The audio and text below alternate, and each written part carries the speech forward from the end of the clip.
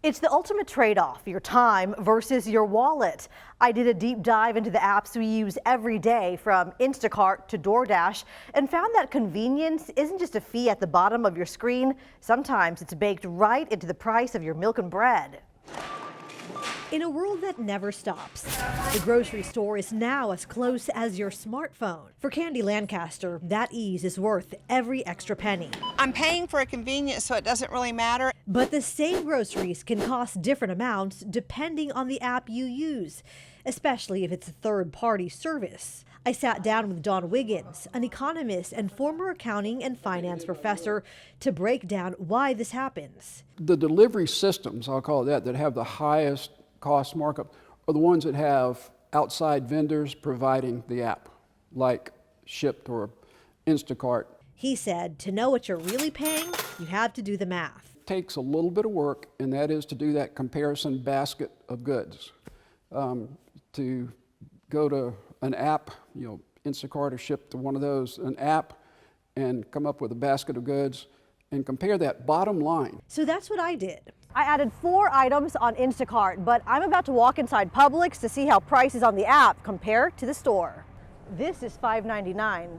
Starbucks 10 pods, $14.29, and $7.49 for the bread in the store. Milk, $3.99. Walking the aisles myself saved about $1 per item, more than $3 on a 4-item bag. Next, we pitted digital checkout cart against checkout cart, stacking up the exact same staples from the exact same stores across different apps.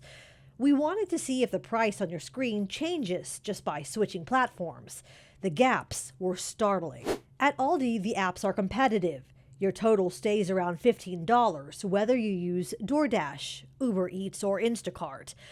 But look at what happens at the bigger chains.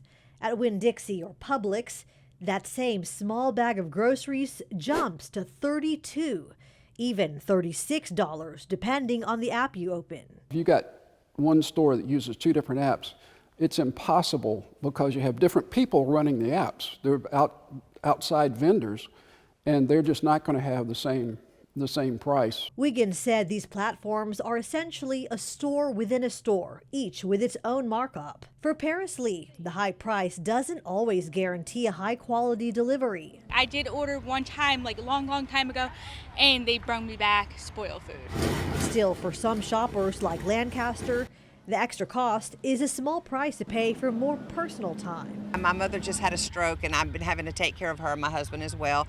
So for us, this would have been an easier option had I not already been coming this way. Wiggins said a little digital detective work could mean keeping more of that hard-earned cash in your pocket. You might do that once every 2 or 3 months just to keep it in line. That way you can decide how much you're paying for convenience and is it worth it to you. I found that ordering from Walmart through their own app like Walmart Spark or Walmart Plus delivery usually costs less than using third-party apps like Instacart or DoorDash. That's because of lower delivery fees and perks like free delivery and no middleman taking a cut.